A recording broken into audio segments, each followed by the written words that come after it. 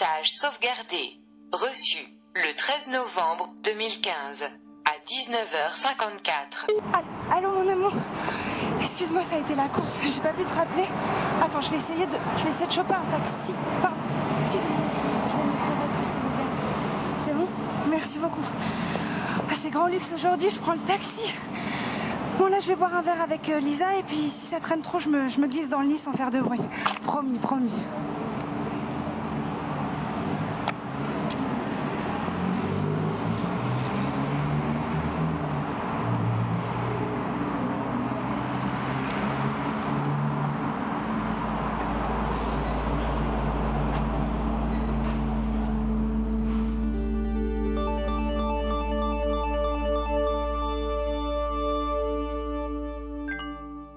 Je suis le docteur Turel. Bienvenue au 120 rue de Lyon, au cœur de l'Opéra de Bastille. C'est ici que moi et mes équipes sommes installés pour donner des solutions à vos détresses amoureuses. Merci Diego. Nous avons constaté que depuis des années, les histoires d'amour se finissent mal. Cette situation médiocre remet en question les belles et nombreuses années que vous avez passées avec votre conjoint et vous laisse dans 95% des cas un goût amer. Séparez-vous à la hauteur de vos histoires d'amour. Dites-vous adieu de la plus belle des manières.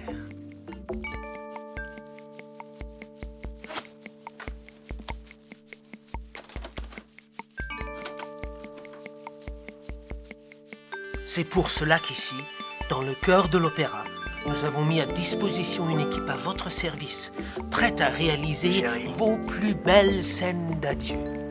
C'est fini, Bertrand. La session est enregistrée par nos équipes et vous pourrez bien évidemment repartir avec votre cassette à la maison.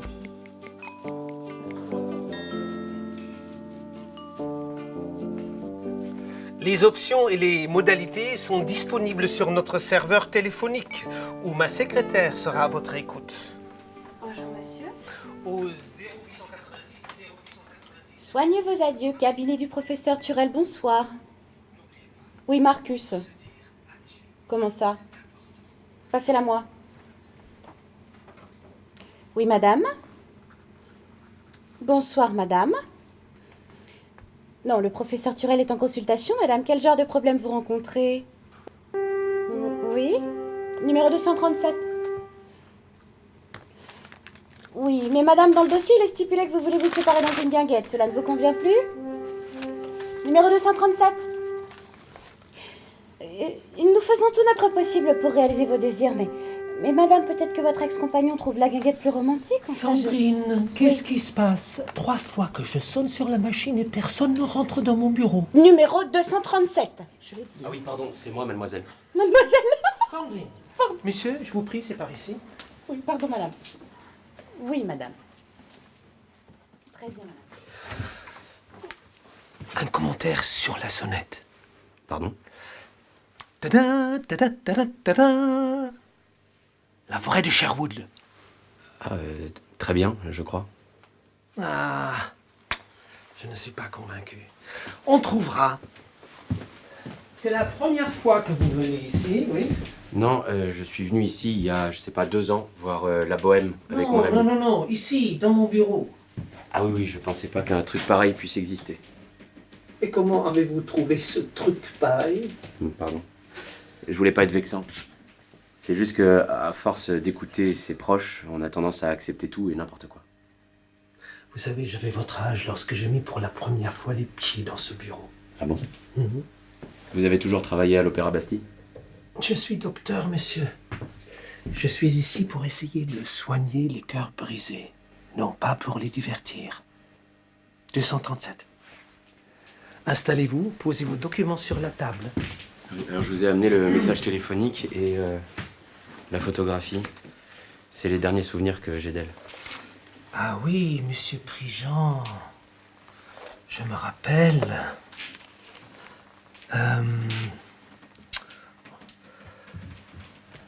Habituellement, nous sommes plutôt confrontés à des cas où les 2 personnes concernées sont dans mon bureau pour se dire adieu. Or, votre compagne est décédée. J'ai bien peur que nos services ne suffisent pas à adoucir votre chagrin. C'est bien ce que je pensais. Je suis désolé de vous avoir fait perdre votre temps. Monsieur Prigent, ici, c'est le temps qu'on soigne.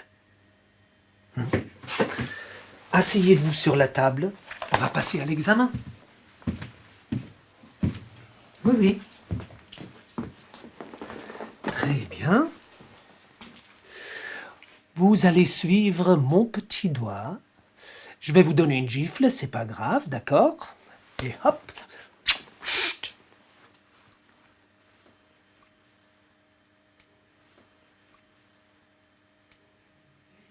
Joli. Très bien. Ouvrez la bouche. Sortez la langue. Et faites-moi un joli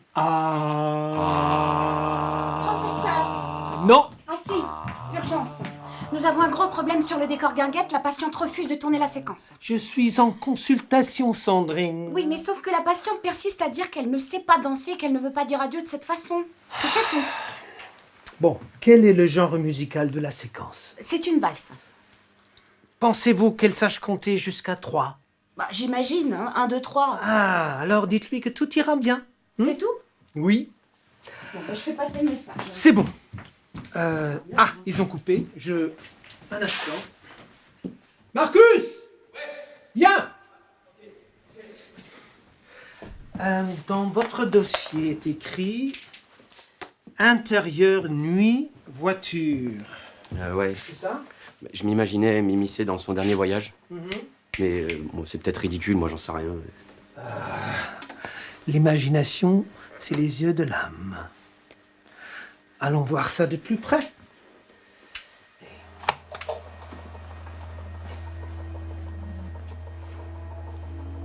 C'était quelques jours avant les attentats.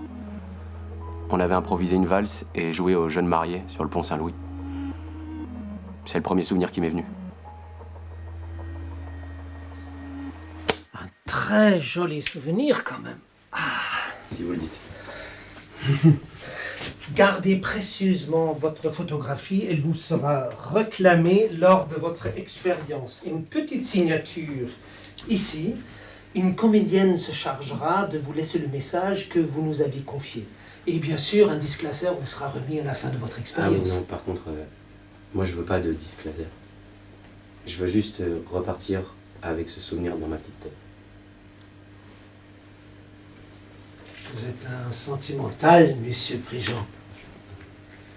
Je sais pas si c'est une très bonne chose de nos jours. Si. Ah, Marcus. Je vous présente Marcus, monsieur Prigent. Bonsoir. Je vais vous laisser entre de très bonnes mains. Marcus vous expliquera la démarche à suivre, en espérant que cela vous aidera. On gardera quand même un disque au cas où. Oui, madame. Merci d'avoir choisi nos services. J'arrive tout de suite. En personne, je descends. 239. Non, 238, professeur. Numéro 238, pardon. Oui, madame, j'arrive. Oui, à tout de suite. C'est une histoire qui résonne au champ qu'à nous. C'est le genre d'événement dramatique qui dépasse la fiction. Ma vie n'est pas un chef-d'œuvre. Quoi? Non, rassurez-vous. Chaque vie mérite un film. Allez. Alors, voilà. Ici, on est au -6 de l'Opéra Bastille. Et c'est là que sont entreposés tous les décors qui ont servi aux spectacles les plus prestigieux de la capitale. Mais il se trouve qu'il y a quelques années, avant que cet endroit devienne un lieu de culture, suivez-moi. Là, ici même, c'est un peu secret, ici se trouvait la rue Josie-Perron. La rue Josie-Perron qui reliait la rue de Charenton à la rue de Lyon. Merci Mathias.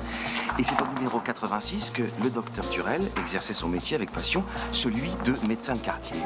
À cette époque, je vous parle là des années 80, Charles Turel était marié à une femme sublime qu'il adorait plus que tout au monde. Madame Turel, c'était pour lui. Bon, il avait une vie très heureuse, il avait une vie de famille absolument épanouissante. C'est alors qu'un jour, Monsieur Lafond, un fonctionnaire chargé des expropriations à la mairie de Paris, est entré dans son cabinet.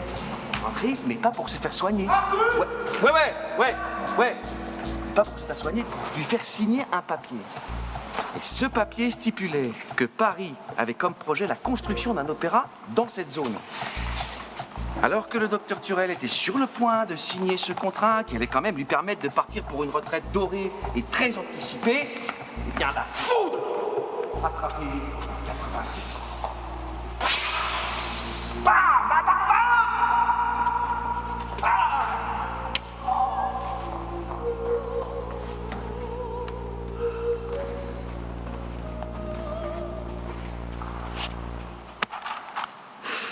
Monsieur Lafont et Madame Turel sont tombés amoureux, laissant le docteur Turel dans un désarroi sans nom.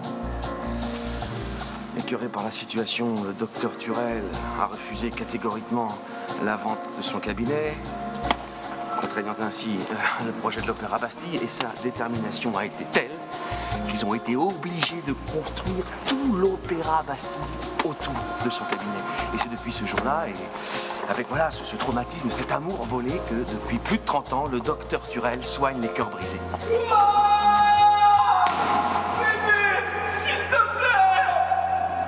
C'est surprenant, n'est-ce pas? Et tous ces gens-là, c'est des acteurs, c'est quoi? Ce sont des acteurs de second plan, ce sont les figurants de l'opéra. Vous voyez, la nuit, lorsque le spectacle est terminé, certains figurants restent pour donner la réplique et jouer des rôles de premier plan à la hauteur de leurs ambitions. C'est là, ouais, le domptage, c'est prêt, ça y est, vous êtes prêts bientôt, vous? Marcus? Ouais, fais voir. Impeccable. Excellent. Salut Sylvie. Ok, les chapeaux, tout le monde. Bien, très bien. Ah ben voilà, alors, fais voir. Ouais. Faut finir mieux, hein. C'est dans 30 secondes là. Ok. Ah, excellent Sarah, excellent, la scène de la sirène hier, super. Mais il y a des retakes à refaire, je sais pas pourquoi, il y a un générique. Marcus. Non. Marcus. Ça va? Ouais, ça va. Je suis pas sûr qu'un légionnaire romain puisse dire une chose pareille. Franchement, là, Oscar, j'ai pas le temps, tu comprends? C'est dans mon lit qu'un homme a écrit 100 ans de solitude. C'est dans mes bras que Mike Tyson a retrouvé le goût de l'amour après son échec contre Holyfield. Ouais. Viens, mon amour. Viens te marier. Si tu ne veux pas mourir sans avoir vu le loup. Mais si, attends, Oscar, c'est formidable, ça. J'ai un petit doute par rapport au contexte. Mais non, arrête de douter, c'est super. Marcus, n'oublie pas que j'ai fait la comédie française. T'as fait la comédie française? T'inquiète, Ok, on chauffe, c'est bon. Voilà, alors, donc si tu vas... Comment ça s'est passé, hein? La répétition de la choré, non? Non, alors faut qu'on en parle. Quoi? Tout de suite, immédiatement. Non, parce que... Attendez, Non, deux secondes. Je suis désolé, il faut vraiment se dépêcher parce que les musiciens de la guinguette doivent se changer pour le western juste après. D'accord, ouais, j'ai l'impression que ça va être difficile avec eux. Qu'est-ce qu'on fait? Marcus, excuse-moi. C'est all right! Oh, mais Moustan, c'est le plus bon camp. Allez, on y va. Je crois que c'est le moment, monsieur, vraiment, de sauver ces plus belles années que vous avez vécues, rappelez-vous. Allez, tout le monde à sa place, tout le monde a son scotch. Ok, vocalise, ils sont chauds, ils sont là. C'est bien, ok. Spike, ok. Attention, moteur demandé. Arnaud, annonce. Dossier 236. Moteur et action.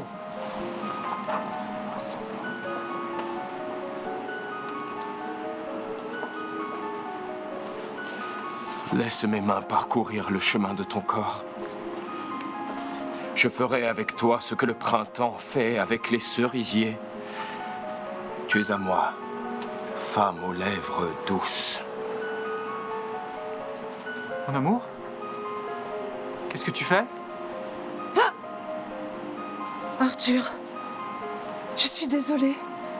Je t'aime plus. Je pars vivre à la campagne.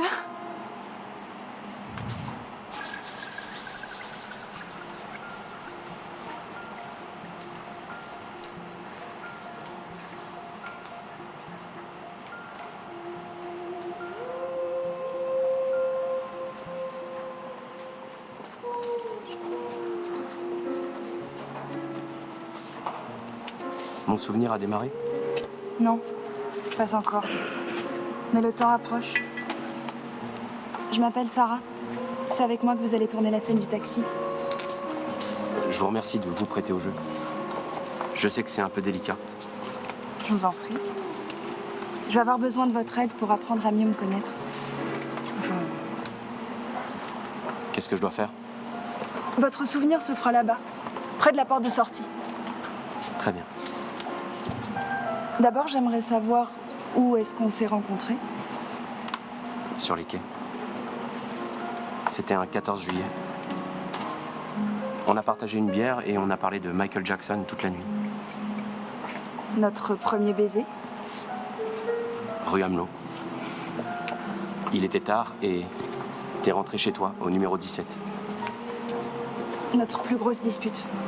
Ça, c'était sur le parvis du Trocadéro. On sortait d'une expo, et toi, tu pensais tout savoir sur ce photographe à la con. On s'est disputé et on s'est promis de plus jamais se revoir. Mon plus beau défaut. T'es persuadé de tout savoir. Ce qui te plaît le plus. Ta drôle de manière de t'organiser. La fois où je t'ai le plus énervé. T'as attendu 3 jours avant de répondre à mon premier message. La dernière fois qu'on s'est vu. Ça, c'était le 12 novembre, sur le parvis de la bibliothèque. Moi, j'avais envie de me balader, et il faisait froid, donc t'es rentré chez toi. Le lendemain, tu buvais un verre avec une copine. On s'était promis de dormir ensemble. Tu t'es retrouvé dans une fusillade, c'était le 13 novembre.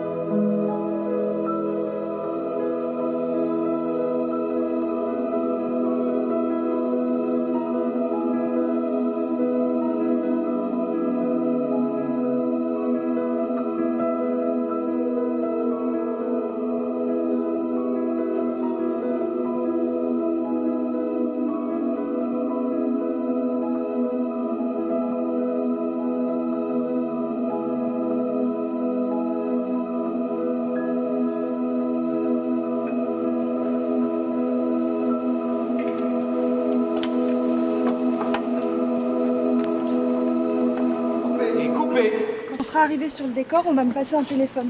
Moi, je serai en train de vous appeler et de vous laisser ce message. Très bien. Harvest Moon. T'écoutais ça en boucle. Tu dansais et tu faisais semblant de jouer l'harmonica de Neil Young. C'est un joli morceau. Oui. Très. Chaque dimanche, on mangeait un Paris-Brest. On adorait ça. On avait essayé toutes les boulangeries du 13e arrondissement. T'avais même fait un classement que t'avais mis dans un carnet que je t'avais offert pour nos 1 mois. À chaque fois que t'allais aux toilettes, tu faisais couler le robinet et tu tournais les pages d'un journal de manière à ce que j'entende pas ce qui se passe là-dedans. Alors que moi, je mettais de la musique pour que t'aies pas à faire semblant. On était venus ici même, il y a 2 ans, voir La Bohème. Tu te souviens? Tu te souviens?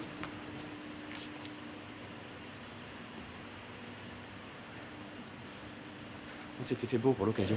On l'était. Tu portais une robe rouge. Et moi, j'avais pensé à faire des enfants ce soir-là. En 6 mois, on avait fait l'amour partout. On aimait à penser qu'ici et là, on avait pris du plaisir.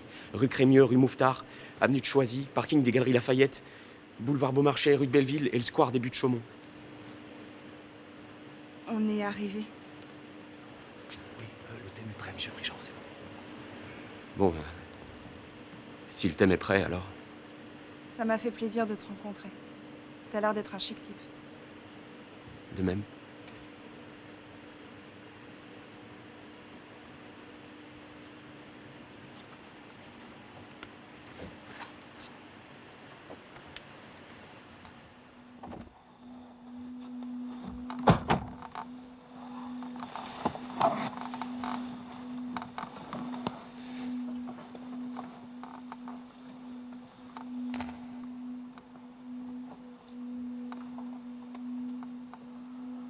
Action. Allô, mon amour. Excuse-moi, ça a été la course. J'ai pas pu te rappeler. Attends, je vais essayer de choper un taxi. Pardon. Excusez-moi, monsieur. Je vais mettre au réput, s'il vous plaît. C'est bon? Merci beaucoup. Ah, c'est grand luxe aujourd'hui, je prends le taxi. Bon, là, je vais boire un verre avec Lisa, et puis si ça traîne trop, je me glisse dans le lit sans faire de bruit. Promis, promis.